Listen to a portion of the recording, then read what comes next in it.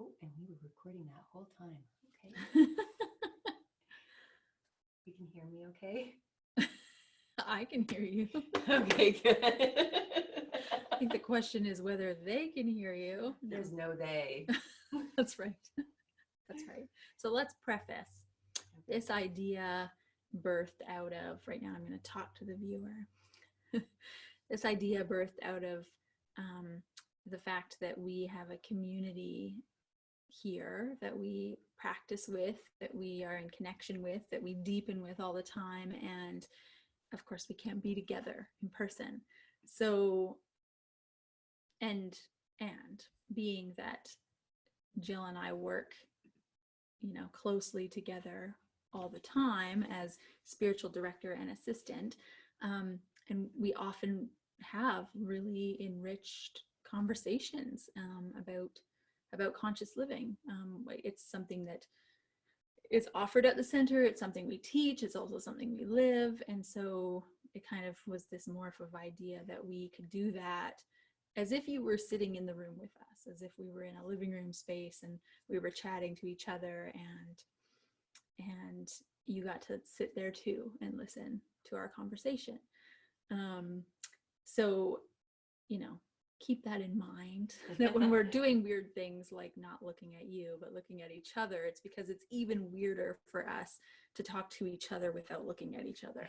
So we're trying to be as natural as possible and trying different angles and setups and views. And so, yes, thank you for tuning in. Definitely. And I wanted to say too, like, it's said all the time, everywhere, speaking to you and the camera right now, that, it's all new for everybody. And a piece of me, I'm going to say this to you, Colin, a piece of me laughs because it's like, wow, is that really conceited that we think we're interesting? I don't know.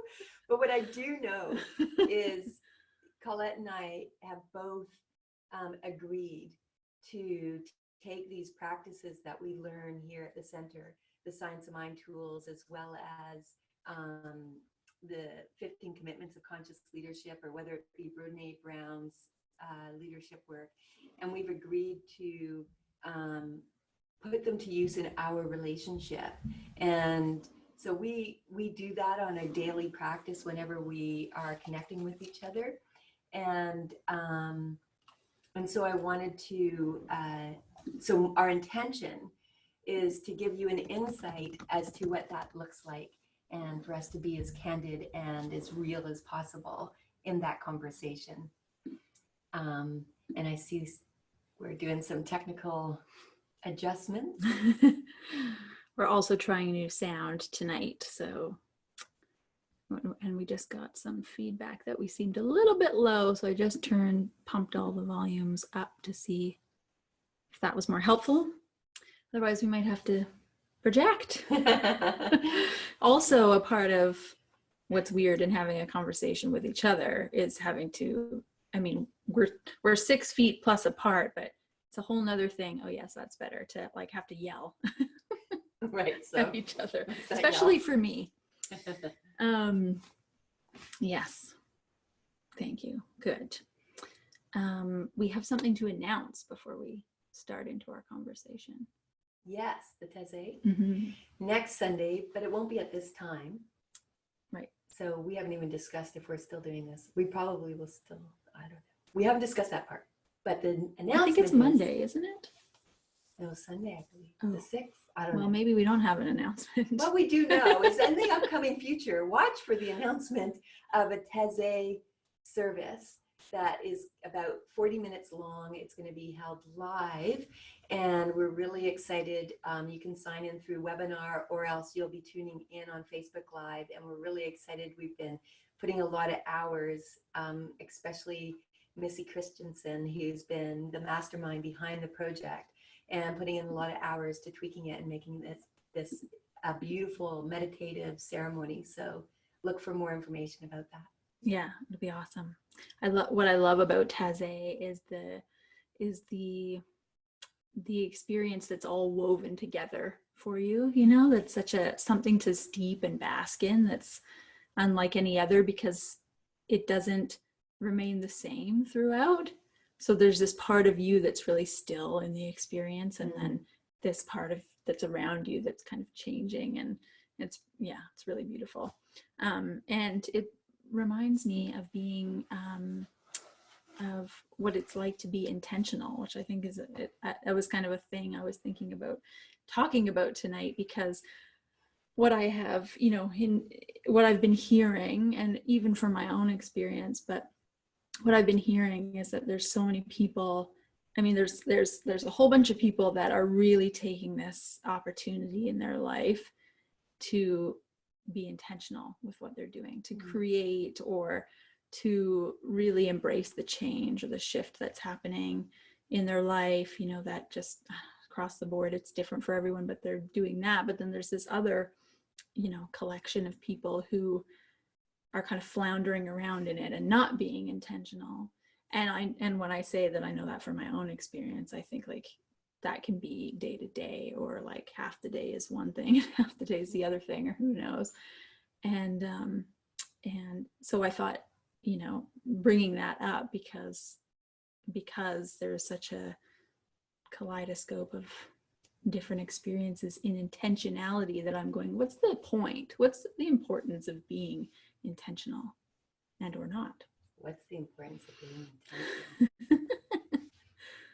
I guess for me, it's a way of life, isn't it? I mean, I think about that inner observation is very intentional. I like to observe myself in the world, and I often reflect and ask myself, why am I doing this? Is this what I want to be doing? So that, you know, or what am I thinking while I'm doing this? You know, so something as simple as making breakfast, I think is a really great example. I make breakfast pretty much 99.9% of the time. Banana pancakes, so good. And I have, it's so crazy how I have this very routine thing, and I always prepare Blake's pancakes first. And as a mother, I think that was just a natural thing. It's like you get everybody else's food on the table, and then you can sit down and eat. Why would you serve yourself first? It doesn't make sense, because you still got to prepare everybody else's plate. So it's a very intentional thing. And sometimes it's like his pancakes are almost ready, but he's not home from walking the dogs. And so, I mean, it seems like such a simple thing, but what goes through my mind is, well, do I put his pancakes in the oven and keep them warm, or do I just eat them? And so then I have to sit with, well, if I eat them, how do I feel about that? And I watch, there's guilt that comes up. Well, these are his pancakes. Mm-hmm. Did I measure these pancakes for me to eat? Yes, Jill, you measure the pancakes the same. Like, it's kind of insane, actually, in some respects. But it awakens me to this inner dialogue that I have around everything. And so to be intentional in my behavior is, and I guess we talk about a full body yes, right? So to be intentional, I can tune in and I can see, do I have a full body yes on this? Is this something I want to really do? And so when I ask myself, do you really want to sit down and eat these pancakes? Are you okay with that? Yeah, you know what? He can cook his own pancakes when he gets home. Right now, I got a full body yes on me eating these pancakes. Sounds simple, but it's with everything to pay attention, because when I'm not intentional and I just do something out of a pattern of behavior, if I had just done what I always do, which is prepare his pancakes first, and then he was half an hour late, and then because I consider myself a cook, and then he's eating cold pancakes, right? Like all of that plays weight on me. And so how much do I really want to buy into? How much, you know, do I want to just do these patterns, and then resentment shows up? Well, you were late. Mm-hmm. Well, why am I feeling resentful? Mm-hmm. Well, I'm resentful because I wasn't paying attention. I wasn't intentional in what I wanted from the giving. Mm-hmm. You know, was I really gifting to him, or was I being anal about keeping my own pattern? Mm-hmm. And so getting intentional, then I get to choose. We're taking part in a virtual couples retreat right now. It's really great and perfect for right now because it's a half an hour a day where we're intentional, and we go to our secret room in the house off in the corner, and we have this intentional 30 minutes together. Mm-hmm. And we don't do that normally in our relationship. And if we do, it's much more, I want to say glib, it's much more, well, we'll have let's go paddle together, but he goes off in that direction and I go off in that direction. Are we really paddling together, Whereas this is like, right now for 5 minutes, you're going to cradle your partner, and it's very intentional, and you're going to look at each other, and then you're going to whisper words of appreciation. Like, that is so intentional. Mm-hmm. And I was researching with my sister the 3 main emotional, what's that called again? The emotional attachments. And if we have had secure emotional attachment to our parent, our prime caregiver, in the first year, we would have felt seen and safe. And I can't remember the third thing. And so when I'm intentional with somebody, I'm actually seeing them. And then creating a field of safety. I don't think we do that normally. I don't think we're normally awake to that. Mm. So, yeah. That's my thought about that. Hold that thought. Okay. We have more hard to hear Jill. That's weird. That's weird. It's usually the other way around. Testing. So I think about that dialogue in the head. Don't mind these. It's very cute. It's a new style. I think about that dialogue in the head, and in practicing being intentional and going about your life and going, do I want to do that? And is this my full body? Yes. And how do I feel about that? Almost sounds a little bit like ridiculous in the way of having a conversation with yourself constantly. But really, like, we're always doing that. It's just not intentional. Really, Right. We're talking all the time. And a dog approaches and it's like, oh, look at this dog. And, I wonder what those people think, and, whatever story goes on and on. Mm-hmm. But something that you said, seen, safe, and secure. Something that you said before that about in regards to that, in letting go of patterns, like being intentional so that we can do that.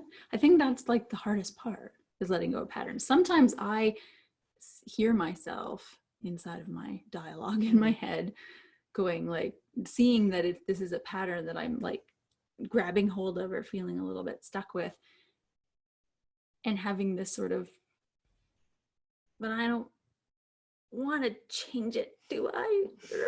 Right? Totally. I get that. It's like, yeah, for instance, even doing this couples virtual retreat, it takes a lot of determination and desire and for our relationship and for the connection in our relationship to show up. So this morning it was at 10 o'clock, the live one. We've missed one. And so we had one sitting in the bank to do not live. And there's the live one at 10. So he got home late for breakfast and he had 15 minutes to eat before 10 o'clock. And I said, so 10 o'clock is our date, right? That's too fast. I can't do it. And I said, well, screw it. We just won't do it today. And then he's like, no. It was so easy for me not to take our relationship intentionally and work on it. Like that takes a lot of, what's the word, like desire to make a change, instead of just, and so anyway, we renegotiated. We said, yeah, we'll meet at 10, we'll do it at 10:30 and we'll use the taped one we have in the bank. Mm-hmm. Yeah, I'm surprised how the resistance that comes up to something like that, even though we both love it when we do it. So curious. Mm-hmm. Yeah. That's the tricky part. What do you think that's about? I think change is just, I think change is uncomfortable. And perhaps, I see the fear cure in the book reminds me those fears that we have from our childhood and patterns of behaviors that I've learned as a kid that kept me safe. And yeah. So having a conversation with my sister was so lovely this week. And she's going through her own trials and tribulations during this time. And as she was explaining her trials, I'm like, oh yeah, that's a mom issue. Oh yeah, that's a dad issue. Oh yeah, that's a mom issue. And we talked about how we responded in our family of origin to those issues. And her need for recognition puts her in a state of anxiety. So when she needs, so back to this emotional attachments, when she needed to be recognized for her feelings, it just wasn't there. So her need for recognition puts her in a state of anxiety, because if I'm not recognized, then she gets anxious about that. My need for my emotional needs not getting met is accept me into control. Screw you, I'm going to go get my emotions met somewhere else because I'm a controller. I can go figure this out. I'm going to go over here and figure this out. Mm. So same house, but different way of responding to the patterns that are going on in our household. And so I've developed this mechanism of knee-jerk reaction to certain scenarios that kept me safe as a kid growing up. So what we were dialoguing about, so she's in her anxiety right now, dealing with issues from the childhood house. And one of them is dealing with a person in her life who treats her from a place of power over. So as long as the other person is in control of her, the other person feels loved and needed. But then they've got power over her. As long as she's doing what they want him to do, then they feel okay and she feels like crap. Mm. But if she leaves that person, then all of a sudden she's anxious over here because her primary need of recognition isn't getting met. So she goes into anxiety. So what she wants to do is go back. And I'm like, no, this is how we break the pattern. Is this time you satisfy your need from inside and stop looking for it out there. Stop the pattern of what we needed to do when we were in our childhood home and find it within your self and do it differently this time, which takes every bit of energy to employ that intention, to employ that and trust it, because that it just gets hardwired into us from childhood that this is what's going to keep me safe. Yeah, it reminds me of there's this part of it that isn't will alone, right? Like it reminds me of like the 12-step work, right? Which is I preface it terribly, or not preface, what's the word? Paraphrase it terribly. But I have heard over and over again that it's that you can't do something on will alone, just with your effort factor, that there's also that equal part of surrender, right? Of turning it over, not turning it over like it doesn't have anything to do with you, but not just blunt force, knuckling through. Right? Like, I can make this be different than it is. There's this part of acceptance, surrender, Trust, trust. big trust Mm-hmm. in something bigger, wanting to move through, Mm-hmm. for sure. Mm-hmm. Yeah. And trust in our, and that trust in ourselves, I think, is developing a core sense of self. Mm-hmm. Because when we're knuckling through a change, without that sense of core self, I feel like, yeah, I don't feel empowered in that. But when I have a sense of core self connected to something bigger, I can go, it's not just me doing it, Mm-hmm. right? It's not just me moving through this very turbulent, like the airplane, right? Crossing the sound barrier, this very turbulent moment. There's me and the universe passing me through this false idea, this false story, into a place of harmony and grace. And I was just reading one of my, spiritual readings a day kind of thing. I pulled out The Power of Decision the other day and read the little section on, what was it? The universe is always successful. So in what you're just saying, it's like, it's me and the universe, and the universe is always successful. Always successful. And to trust that takes a real leap of faith. Like, I watch people who don't, I have people in my life who don't trust that at all. And that's all I can say to that. It's like, wow, like, that's just a painful place to think, and a painful place to believe that the universe is against me. Mm-hmm. It's always working against me. And yeah, I don't want to live from that place. Because if we're in choice of what we believe, it's kind of like Brene Brown.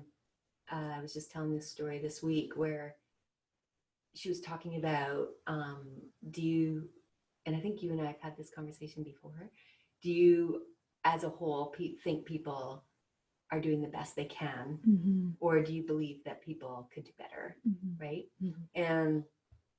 And Brene came to the conclusion that for the most part, she believes that people could do better, and that mostly people suck.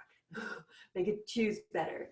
And so she was in a car with another couple, and her and the woman were sitting in the back seat. The guys were in the front. And she told her friend about this idea, and her friend goes, "Oh yeah, people could do way better. Like, people suck." And Brene's like, right? And then her friend goes, "Yeah, totally. Like, women who have kids and then go back to work after 3 months, like, that just sucks. And like, don't finish breastfeeding. And don't finish breastfeeding. Yeah, they could do better than that. That just sucks." And Brene Brown went, "Oh shit, that was me." Right? And then she realized that on her friend's list of what sucks is her. Yeah. So everyone's list of what can be better is different. And she was appalled that she ended up on her friend's list, right? So she was like, yeah, those women suck. She kind of faked the conversation through. And then, so she was pondering this whole idea, and then asked her husband, "Well, what do you think?" And he says, "I don't know, let me think about it." And then he shortly came back and he goes, he says, "I don't know whether I believe people are doing the best they can or whether they suck. But what I do know is I feel a lot better when I believe they are doing the best they can. So I'm gonna believe that just because it feels better." And I'm like, yeah, right? So I don't know whether the universe is against me or for me, for real, but I feel a lot better when I believe it's for me. So I'm going to go with that. Mm-hmm. And if I die, I will die. When I die, and if I still believe that when I die, which I believe I will, and if it's not true, it doesn't matter, because I get to experience what I believe is true. Yeah. And if it feels good, then you've experienced a good time. Even just you telling the story again gives me, and it's a very good point, like, believing that the universe is for me or against me. It's like, gives me shivers to hear it, because it's like, it always comes down to choice in that regard. And when it's the right choice for me, I feel it. Like I know it. Like I know it somehow viscerally, tingly. Just as you say it, it's like, oh, to bring myself back to that all the time. Yeah. And you know what? I'm not perfect. No. So I'm listening to you talk. I'm like, yeah. I spiral into that people aren't doing the best they can a lot. I would, and yet I would jump to say that I believe people are doing the best they can. And yet, yeah, no, I think I can be really critical as well. Mm-hmm. And so, yeah. Yes. Right back to all those childhood learned things, like the sort of, even if it's not extreme trauma, it's like low level learned, insecurity and unsafety and, all that patterning that we want to grip to. That's what takes us to that place. That's what takes us to being critical, right? Yeah. That sucks.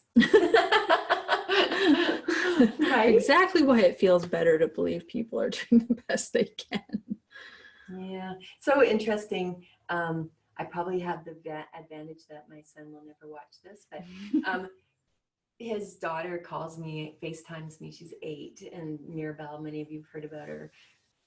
And it's so cool because she'll be talking with me and on FaceTime and goes, yeah, mom and dad are arguing upstairs. And it's like a window into their home at the age of 8. Mm-hmm. And I get to hear the things that she says about it, mm-hmm. and how she normalizes a lot of what's going on in the house. Mm-hmm. And I don't really have an opinion either way about it.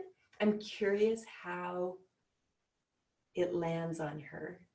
Like how some things are just normal and that's just the way it is. Mm-hmm. Like I remember her once when she was at our house probably a year ago, and she said, Grandma, you and Blake, you don't ever argue. Like it was a thing, right? And I'm like, oh, I wonder what you mean by that. Mm-hmm. But obviously in comparison to her home life and the way her parents dialogue is very different than when she's in my house. Mm-hmm. And so if we can imagine ourselves back to that age, and it's not good or bad, I want you to know that I grew up where my parents dialogued in argument all the time. And in fact, I have very, very dear friends who I look up to. And I've been in the car with them as an adult, and the two of them are doing their thing. And I'm like, whoo, you two are like my parents. Just play, repeat, heard this one before. I used to say that to my mom and dad. It's like, how many times do I have to listen to this argument? You guys have the same one every day. Mm-hmm. Let me just get the tape recorder out and play it, and you'll save your breath. And fortunately, I could do that with my parents sometimes. But that was normal, right? To be in a house where there was constant bickering. Mm-hmm. Ew. Now, I don't want to be in that environment. Mm-hmm. But it was normal. Mm-hmm. So to transcend or transform past that takes a lot of intention. Mm-hmm. Because it was so normal. And we talked about, so back to my sister, we talked about relationship and why, I've married my mom twice and my dad twice. She right now has a combo, mom, dad, and one person. And we talked about, why do we do that? And I can't remember who said it was a counselor or somebody said that, or something I read, and they said that we're going to do that. We're going to find a partner that mirrors aspects of our childhood. Get over it. Mm-hmm. Don't try and not do that. The point of that is so that we can heal those relationships. We can actually move through and transcend that relationship. Mm-hmm. And what a brilliant and beautiful opportunity. And so I'm married to my dad right now.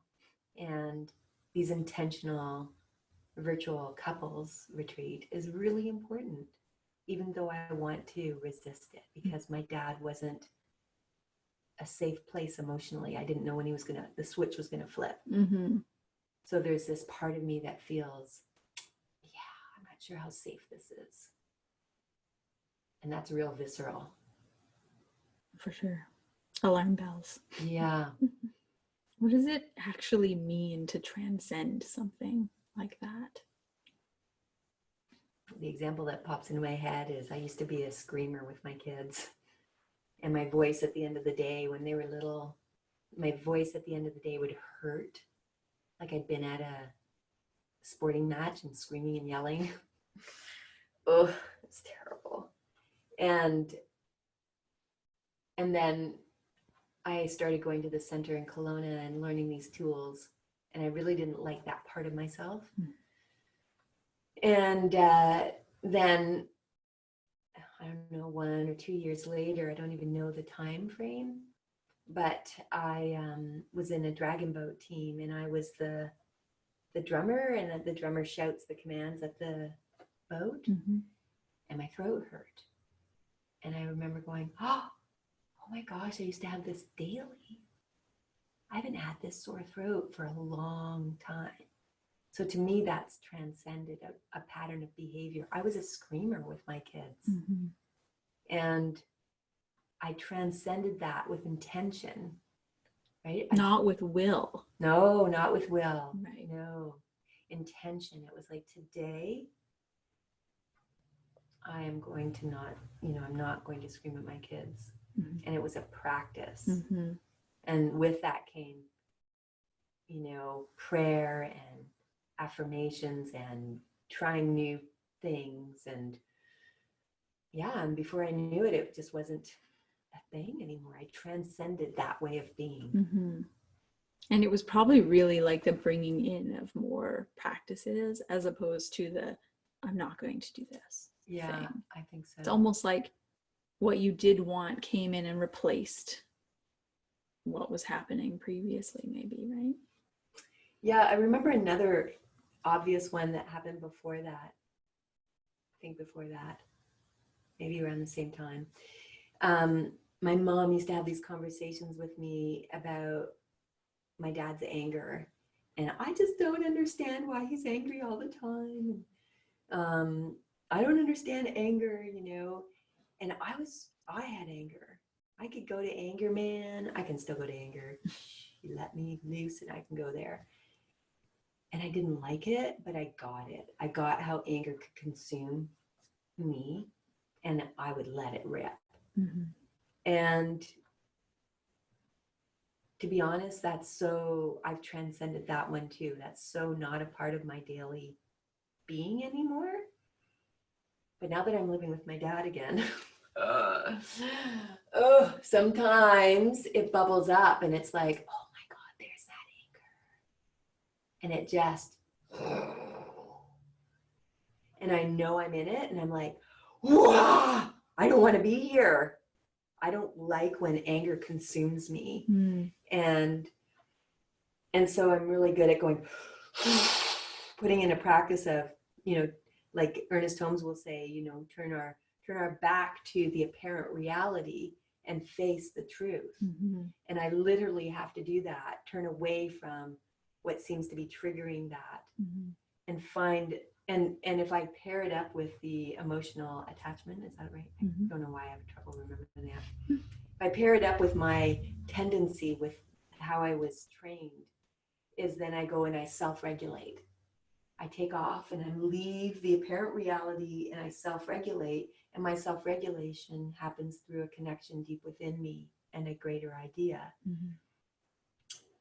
One of the things that I'm working on right now is learning to self-regulate with another person. So you and I practice that. Because it was never safe. Mm-hmm. And Blake and I are practicing that. Mm-hmm. And it's really hard because it was never a safe place when I was a kid to self-regulate with an adult in my life. There's something about like, you were just expressing, right? You were just like, and express and turn and do this. There's something about channeling it too, to like not have it take over you, but like express it in some way. Not express it like it's coming out sideways in anger, but like turn it into something else. Transform it into like, how's this have to come out of my body? You know, when we practice like our emotional language, if you will. You know, we practice feeling the feeling, where it is, and naming it, and also like, does it have a sound, a movement, you know, something like that. It makes me think of those sort of anger expression practices, you know. Yeah, and I can do those intentionally and deal, like I can, in a moment, you know, if we go out and we say, let's just let our emotion, let our anger have this. I prefer to do that. I don't like when it's like this consuming cloud that takes over and there's no stopping. Yeah, that's not really channeling it. That's like letting it eat you up. Right? Yeah, totally, because that's just not good for anybody. Totally consuming. And it comes sideways. I think it comes sideways that way. So it goes back to this intention. It comes sideways that way when if I'm back to the pancakes, if I wasn't paying attention and being intentional, and then resentments build up, right, then the sideways is that I can let that resentment be projected on Blake. He didn't do anything wrong. I'm in there making up my own little story about making pancakes. He didn't even ask me to make pancakes, you know, or we didn't even talk about, we didn't even have a conscious conversation about, you know, do I have a full body yes, or maybe sometimes he wants to do it, you know. So when I do things unintentionally and just out of patterns of behavior and let resentments build up, then the anger goes, and it has nothing to do with what was the last, you know, straw that broke the camel's back, as the expression goes, right? What do you think about doing, what do you think the value is of doing that kind of work in relationship to other people, like in community, like in a community like we have, where we're practicing this stuff? Like, what do you think the value is versus just being aware of your own minds and your own mind, and, you know, being at home, and, you know, we're hardwired to belong. You know, so I think we want to be connected, and we want to belong, and we want to be a part of. And I mean, I have the most fun when I'm sitting in a community of people. For instance, when we were up at the ski hill this winter with my sons and their wives, and we're all hanging out at the chalet, and we're sitting at the table, and they're picking fun at me, and, you know, in every way. But because there's this purity about it, like it wasn't because they were putting me down or whatever, it was just, and then they're picking on each other, and it was such a, it's like, I know you and love you so much that I can be with you with all your idiosyncrasies, and we can all laugh about it together, and we can all rejoice in it. Or if I get triggered in a moment, then, you know, everyone can be in a place with that. Like one of the challenges I put on myself was, you'll have to remind me, wasn't it, that I wasn't going to control or something? Woo, that's a big one. And so I told them all, I announced it, I'm not in control, by the way. And if you catch me being in control, and it was great, because at one point I was dominating something, and Carlisle's wife, Kristen, pipes in, Jill, you in control right now? Oh, shoot, right? And it was just, it's lovely to be in a community where we can play with each other in that way. And so then when the going gets tough, or we're out to do something together, to create something together, or to build something together, we know each other so well, and we have such compassion for each other in all our, you know, triggers and sensitivities. And I just feel like there's a power in that. What about when we don't? What about when we're not in that place of sensitivity? And camaraderie and love feeling. What about when we think we're separate from that? Like in community? Mm-hmm. Well, let me just create separation in that. I mean, we've had examples here. I've had examples here in the 17 years of the center where there's been real separation and real finger pointing, and it's awful. Like we're not always bumbling around coming from for sure love and butterflies and flowers and sometimes we're genuinely pissed off. For sure. And it doesn't feel like, oh, we're connected and you know me and you can, it feels like something else. For sure. And that happens a lot. More than one might like to know or like to feel. For sure. What is with that separation? I just think we're humanly wired for that. That's what the whole journey's about. It's about this, senses, our senses. You're 6 feet away from me. That doesn't look like we're together. It looks like we're apart. Mm-hmm. Or I'm on, this box on a screen with other people. It doesn't look like we're together. Mm-hmm. And so all my senses are telling me all the time that I'm separate, that I'm alone. I've got to protect myself. I've got to figure this one out by myself. Nobody's there to look after me. So I think I'm always reconciling that. I'm always going, well, that's what the apparent reality looks like. But the spiritual reality that I know is a much bigger truth. And that what happens in me happens in you. And, I've been in lots of conversations with you. I remember even with Zoe, sitting in a chair and both of us going, this is really hard because it feels like, everything that keeps me solid in my separateness is falling apart as I enter into the possibility of oneness. Mm-hmm. You know what I mean? Yeah. And I also go, what, if my senses could pick up what oneness was, what would that even look like? What would that even mean? If my senses picked it up. Mm-hmm. Because all of our things, all of our senses are descriptors, right? It's like it looks like this and it feels like that and it tastes like that and it sounds like this, but yet, we'd have to have total different senses to go beyond that to what's actually happening. Like you said, the real reality as opposed to the apparent reality, the true reality. What would that even look like? I think it's fleeting.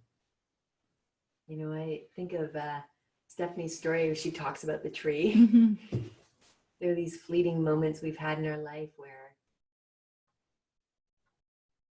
we step outside of time and there's this isness, and it's fleeting because the human bodysuit is constantly pulling us back into three-dimensional reality. Mm-hmm.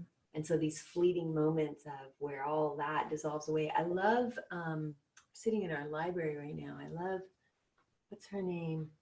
The blind, when half her brain goes into. It's not Sarah. Jill Bolte Taylor. Yeah. Not my sister's name. It's my name. I love her descriptor. I highly recommend her book. You've read it, haven't you? Yeah. That's a great book because her left side of her brain, which is the part of our brain that compartmentalizes everything, and our right side of our brain is the part of our brain that just senses, and it's the isness part of our brain. So we take in all these textual things in our environment that the right brain is just like, oh, cool, and spacing out. And the left brain puts it all in neat little compartments so that we can associate to it and we can categorize it and then deal with it and have this human experience with it. So as her left brain shut down, she had this real isness experience that was it was transcendence, right? It was transcending beyond the three-dimensional reality of the left brain. And so I say it's fleeting because our left brain is always wanting to measure, time, space, categorize. This goes in that box and that goes in that box. You're not safe. You go in this box. You're safe. You can go in that box. You're my friend. You go in that box. Don't know you yet. You go in that box. And then we navigate through all these boxes. But if we can learn to trust the right brain, which is, I believe, our heart, and there's lots of things that do it, like that Heart Math Institute. I think they work on a lot of the heart intelligence. I think we can build that muscle, and it's practice. Creativity, imagination. It's practice. It's finding people that are safe to practice with and building that muscle. Because if we isolate, we'll never get good at it. Totally.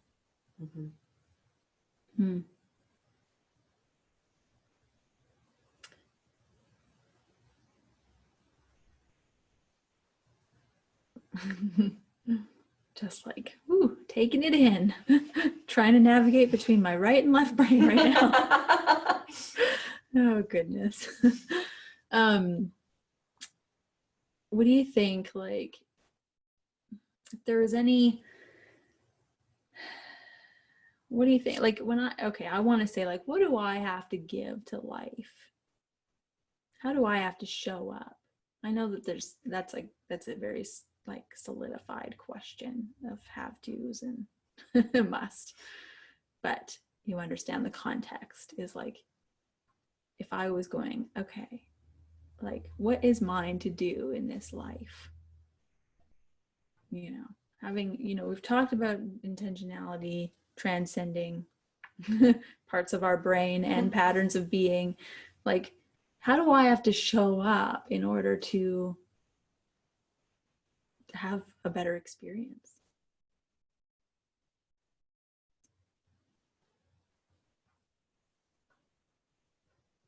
Like, because right now we're in a rather challenging time. I'm having a great time with it, but I know there's moments and for me, and there's many people, and this is like this right now, we're in the right now, so we have this very obvious global challenging thing going on, but really, like, prior pandemic, there's always challenging stuff going on and I feel like that's where the patterns, like, that's where we do our most gripping and forcing and holding and circling and into the things that are the left brain, the more measurement. I know when I don't feel safe, I am calculating like nobody's business. And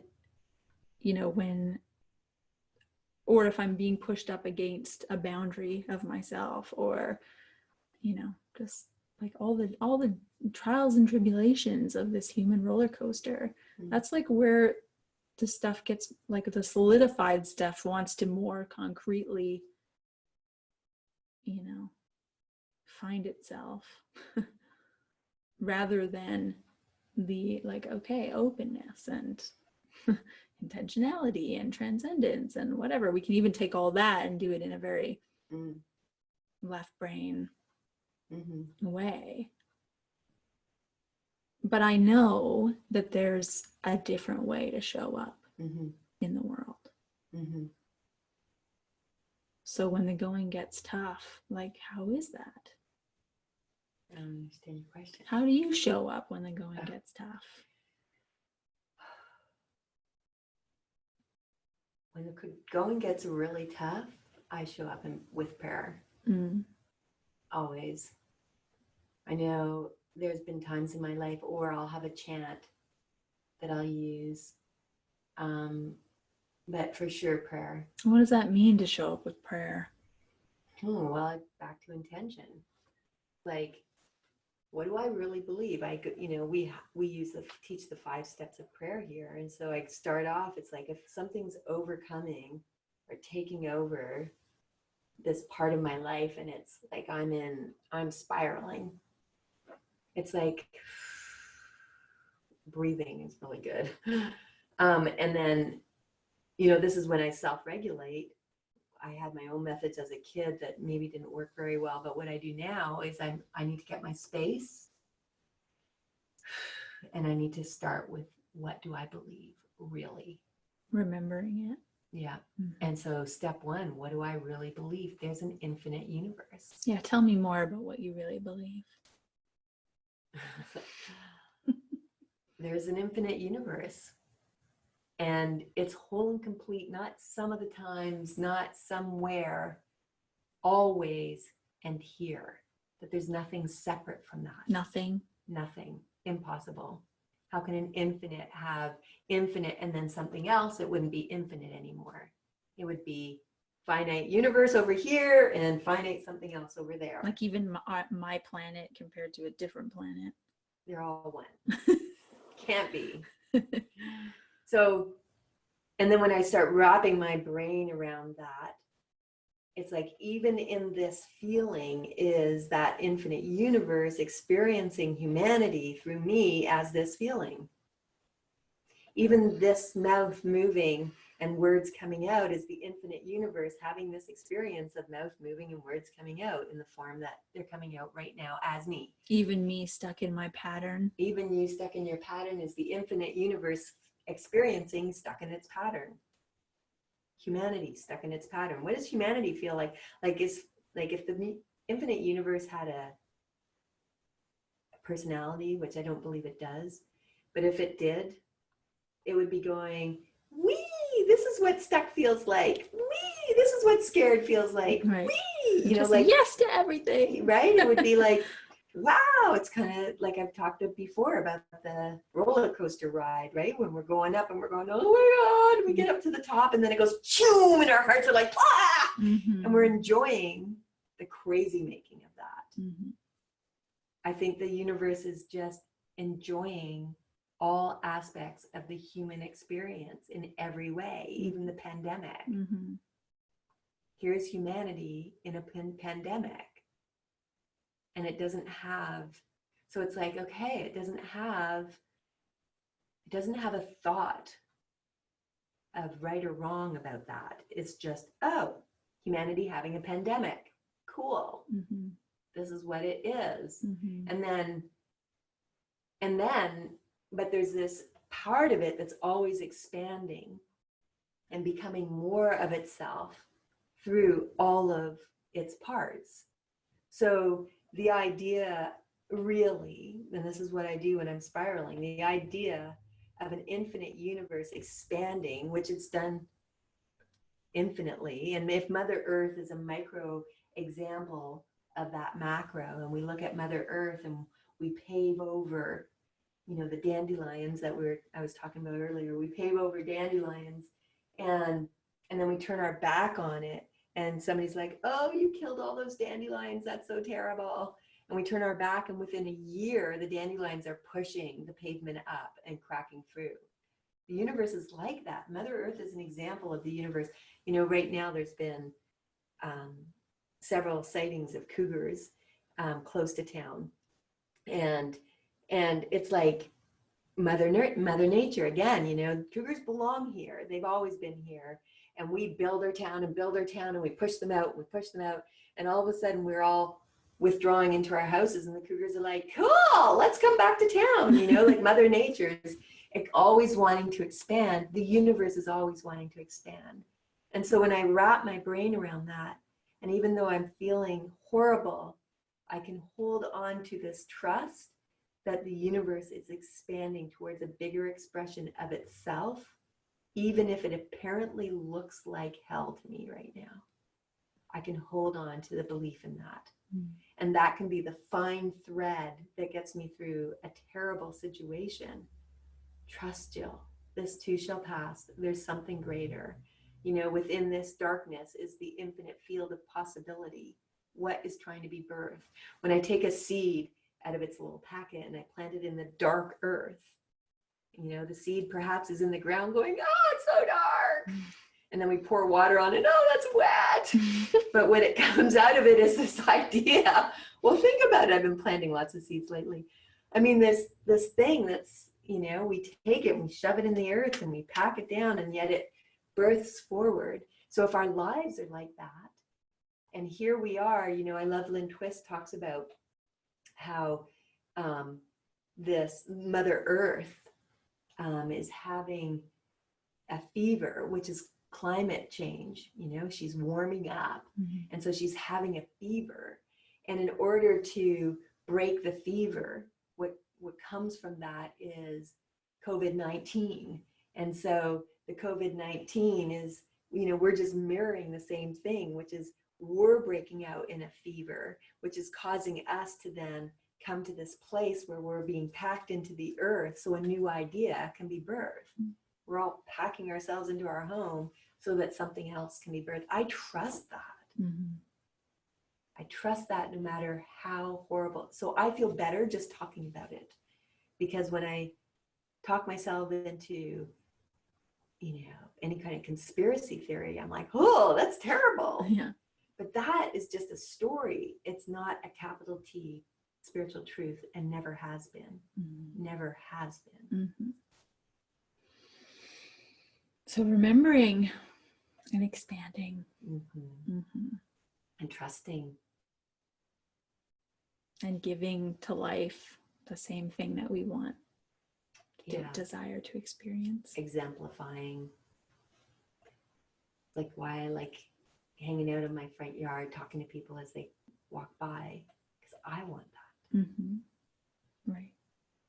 And so we have the opportunity right now to do it with our time, with our space, with our finances, whatever they might be, with our relationships.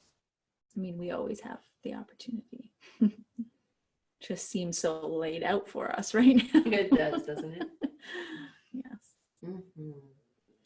So, and it reminds me when I say that, when I say those areas, and I say even financially, because there's a little bit of scarcity idea going on there, I know also for many, that, and I got to watch your lovely video today on the law of circulation, that there's a big for me, there's a big relation to that, because like I have been putting my time, my energy, and my money into the world that I want for a long time now, and it's just completely transformed my financial relationship, I would say. Just as we have the last couple of minutes here, because right now, like not doing my main source of income, like it would have, I don't even know, like I'm sitting here, it's one of those things that's transcendent, right? Because I'm going like, I would have, there's no other, why am I not freaking out right now? How many years have you done shiatsu therapy? 13. So for 13 years, you've created this reliable income that's just been